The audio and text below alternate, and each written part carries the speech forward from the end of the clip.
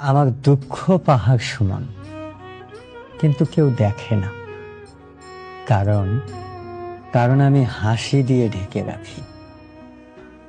কিন্তু ভেতরে ভেতরে আমি প্রতিদিন সেই পাহাড়টা বয়ে বেড়াই। কেউ জিজ্ঞেস করে না পাহাড়টা কত ভারী। সবাই শুধু বলে তুই তো শক্ত। হ্যাঁ, আমি শক্ত, কারণ দুর্বল হওয়ার বিলাসিতা আমার নেই।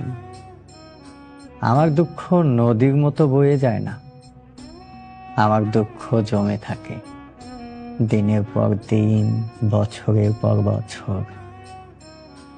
মাঝে মাঝে মনে হয় এই পাহাড়টা যদি একবার নামিয়ে রাখতে পারতাম, অন্তত অন্তত একটা রাতের জন্য হলেও। কিন্তু রাখবো কোথায়, কার কাছে রাখবো? তাই আমি আবার হাঁটি, সেই পাহাড় সমান দুঃখ নিয়ে হাসি মুখে আবার হাঁটি।